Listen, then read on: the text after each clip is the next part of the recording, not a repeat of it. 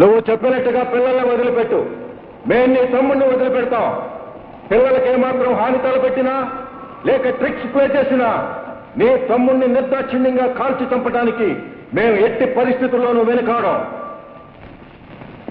Let the children come out.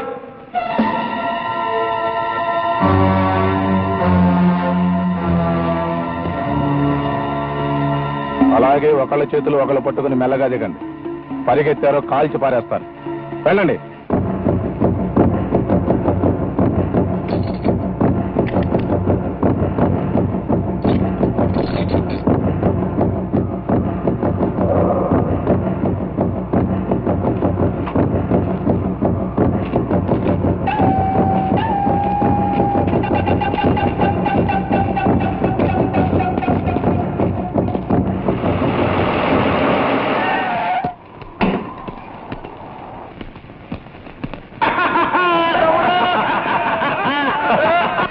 పిల్లలు క్షేమంగా వచ్చారు. You can attack.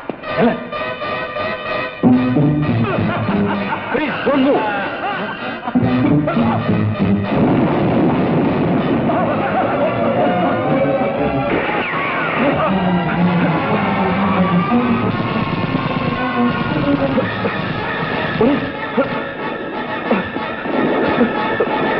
తమ్ముడు తమ్ముడు తమ్ముడు తమ్ముడు చచ్చిపోయావా? ఎందుకే నన్ను నిన్ను జైలు నుంచి విడిపించింది?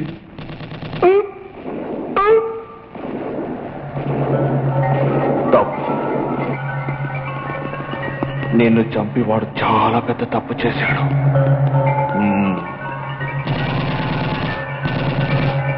నువ్వు పడుకో పడుకో.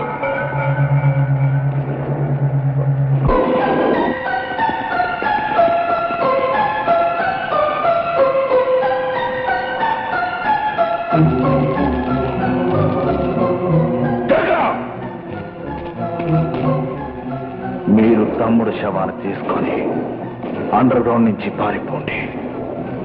వాడి అంత్యక్రియల్ని ఘనంగా చేయండి. బాస్ మీరు? నేను పోలీసులకి లొంగిపోతాను. బాస్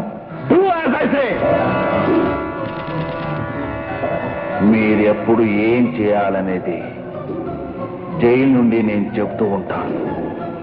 అది మాత్రం చేయండి.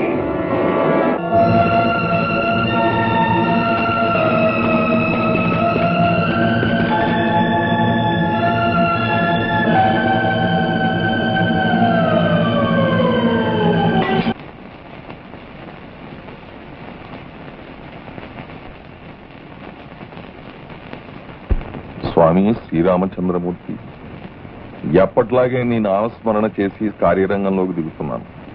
నా కార్యక్రమం జయప్రదం కావాలని నన్ను ఆశీర్వదించండి. రామా, అలాగేనంటావా? అలాగే రామా, చాలా సంతోషం. పొద్దున్నే మొదలైందా డ్రామా?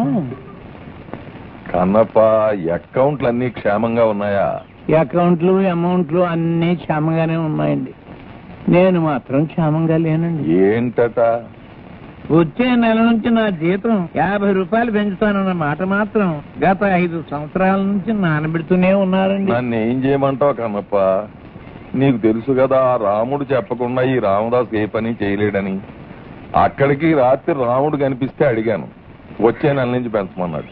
రాత్రి రాముడు నాకు కనిపించి నీ జీతం ఈ నెల నుంచే పెంచమని రామదాసుకు చెప్తానన్నాడు. మరి ఎన్ని గంటలకు కనిపించి చెప్పాడు?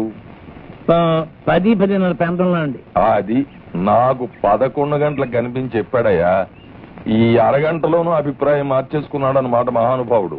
ఆ కన్నప్ప, నా పుత్రరత్నాలు అలా అవకాశాలు కనిపించలే. ఊరి మీద పడి రేపులు గట్రా చేసేవాళ్ళకి అవకాశాలు ఏంటండి? మా రేపులు స్వభావాలు అనక.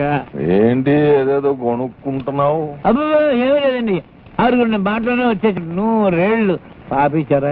పొద్దున్నే ఎక్కడికి వెళ్ళి వస్తున్నారా? గుడికి వెళ్ళి అభిషేకం చేయించుకొస్తున్నాను అన్న. నేను నమ్మను. వ్యభిచారం అనబోయి అభిషేకం అంటున్నాడు.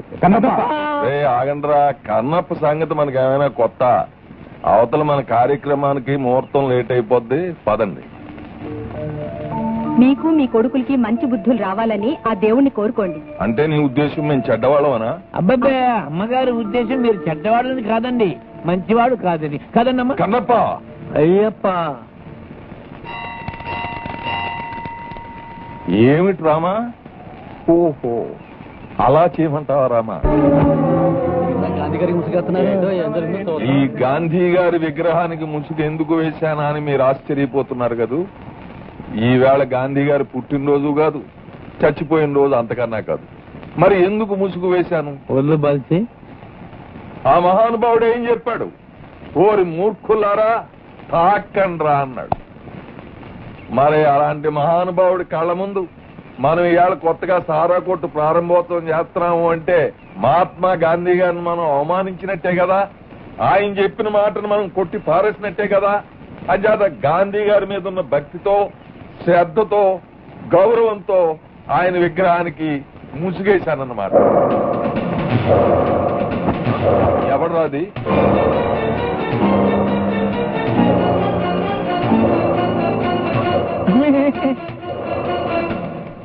ఇదిగో, సొంత మేనలుడు అని, స్వయానా చెల్లెలు కొడుకు అని, పైగా రాముడు చెప్పాడని నిన్ను క్షమిస్తుంటే రోజు రోజుకి నువ్వు మరి రెచ్చిపోతున్నావు. ఏదో సొంత మేనమామని, స్వయానా మా అమ్మ కన్నవని భీముడు చెప్పాడని ఊరుకుంటుంటే రోజు రోజుకి నువ్వు పుచ్చిపోతున్నావు. మర్యాదగా సారకొట్టు ముయించాయి, లేదా డ్రమ్ములు పగిలిపోతాయి. ఏంట్రా అలా చూస్తూ నిలబడతారు? తీసి పక్కన పెట్టండి. ఆగండి. ఏంటి భీమా? ఓహో, ఆనాడు కీచకుండి నర్తనశాలలో నువ్వు పిడుగుతులు గుద్దినట్టు మా మామని గుద్దేమంటావా? అబద్ధం. భీముడు అలా అండో, నాకు బాగా తెలుసు. అనే ఉంటాడు. మా మామ అబద్ధం చెప్తున్నాడంటావా? అబద్ధం చెప్తున్నందుకు ఆయనతో పాటు ఆయన సుపుత్రుల్ని, నా మీదకి ఎక్కబడుతున్న ఆయన చంచగాళ్ళని కలిపి వాయించమంటావా భీమా? అలాగే నీ మాట ఎప్పుడు కాదన్నాను. రంగబడి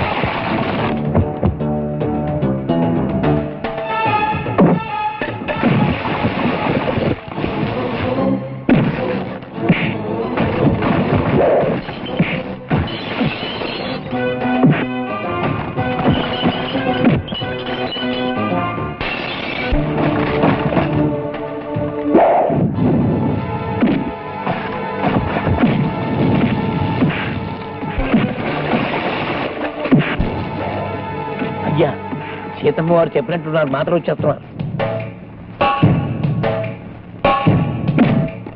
అయ్యా, రాముడిని అడగండి, ఆల్బమంటాడు, ఉండమంటాడు. ఇంకా అడగడం ఎందుకు? ఉన్నాడు ముందు.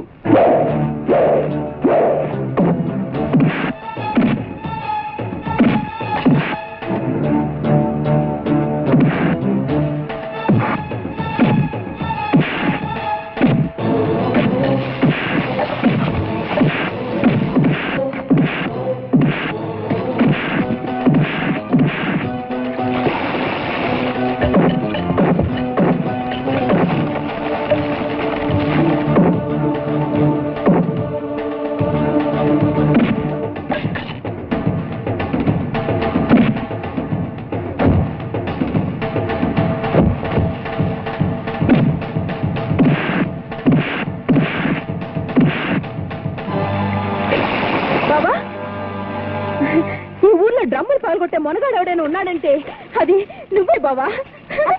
ఇదిగోదన్నా బాలయ్య బావకి, బాలయ్య బావకి, బాలయ్య బావకి. అసలు నా గురించి వాడు ఏమనుకుంటున్నాడు? చేతగాని వెధవలనుకుంటున్నాడా? చేవలేని సన్యాసిని అనుకుంటున్నాడా? ఏమనుకుంటున్నాడు? రాముడిని అడిగి చెప్పమంటావా? అయ్యప్ప, నువ్వేమిటి ఏమీ పట్టనట్టు అలా మాట్లాడకుండా ఒడియాలు పెట్టుకుంటున్నావు? ఇదిగో, వాడేదో మేనల్లుడని దయదలి చూరుకుంటున్నాను కానీ లేకపోతే ఈ పాటికి వాడిని. వాడు మీకు మేనలుడే కాదండి, ఈ ఇంటికి కాబోయే అల్లుడు కూడాను. అలాగని ఏ అదో అన్నాడు? నా కూతుర్ని చస్తే ఆ ఇంటికి కోడలుగా పంపను. అది చచ్చినా ఇంకో ఇంటికి కోడలుగా వెళ్ళదు. అబ్బా, ఎంత చక్కగా చెప్పావమ్మా. మా మంచి అమ్మ. ఏమిటే మంచి అమ్మ, కన్న తండ్రిని కాదని ఆయన సపోర్ట్ చేస్తావా? నువ్వు కన్నవాడువైతే బాబా నన్ను కట్టుకోబోయేవాడు. నిన్ను 20 సంవత్సరాల పాటు అల్లారు ముద్దుగా పెంచిన నన్ను అంత మాట అంటావు? 20 సంవత్సరాలుగా నువ్వు నన్ను పెంచావు, నిజమే నాన్న. కానీ మిగతా 80 సంవత్సరాలు నేను బ్రతకాల్సింది బావతోనే కదా. లెక్క కరెక్టేనా కన్నప్ప గారు? అయ్యప్ప సాక్షిగా 100% కరెక్ట్ అమ్మా. అందుకని బ్రతికిచ్చింది నువ్వైనా బ్రతకవలసింది బావతోనే కాబట్టి బావకిష్టమైన బట్టలే కట్టుకుంటాను, బావకిష్టమైన పూలే పెట్టుకుంటాను, బావకిష్టమైన పనులే చేస్తాను. బావ కూర్చోమంటే కూర్చుంటాను, లేవమంటే లేస్తాను. ఆఖరికి బావ చావమంటే చస్తాను. సొంత మేనమామతో ఏమిట్రా గొడవలు? వాడికి ఎలాగూ బుద్ధి లేదు, నీకన్నా ఉండక్కర్లా? నువ్వే కదమ్మా బుద్ధి లేదని చెప్తున్నావు, అందుకే కాస్త బుద్ధి చెప్పా. అయినా ఇప్పుడు ఏం తక్కువని ఇలాంటి కకృతి పనులు చేయాలి? ఊళ్ళో వాళ్ళంతా చీ అంటుంటే నాకెంత సిగ్గుగా ఉందో తెలుసా? అవునరా, చెప్పేదేదో కాస్త మంచిగా చెప్తే వాడే వింటాడు కదా. మాటలతో వినేవాడైతే చేతలు దాకేందుకు వస్తుంది. సర్లే, మేనమామ మేనల్లుడు ఇట్లా కాట్లాడుకుంటుంటే ఊళ్ళో వాళ్ళందరూ నవ్వుకోరు? రేపో మాపో మన ఇంటికి కోడలుగా రాబోయే ఆ పిల్ల ఎంత బాధపడుతుందో ఆలోచించు. దానికా బాధ ఏం లేదమ్మా, పైగా వాళ్ళ నాన్నకి బుద్ధి చెప్పినందుకు నా మెళ్ళో దండేసి జై కొట్టింది. అయినా దాన్ని ఎవరు చేసుకుంటారమ్మా? అదేమిట్రా అలా అంటున్నావు? లేకపోతే ఏంటమ్మా, ఉడతలు పీకిన తాటి టెంక లాంటి జుట్టు, వంకర ముగ్గు, దొడ్డి కాళ్ళు, ఒక ముక్కలో చెప్పాలంటే ఆ పొలమల ఎవరు చేసుకుంటారమ్మా?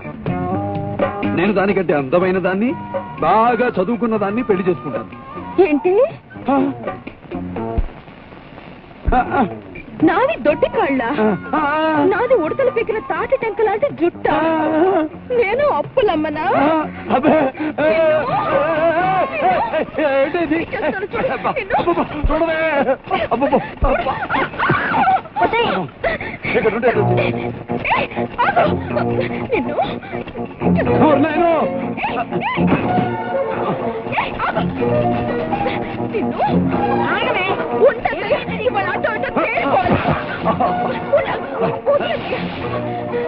మర్యాదగా నన్ను పెళ్లి చేసుకుంటానని ఒప్పుకో, లేకపోతే డ్రమ్ము పగిలిపోద్ది. ఏంటిది? ఆఖరిసారిగా అడుగుతున్నాను, ఒప్పుకుంటావా? డ్రమ్ము పగలగొట్ట.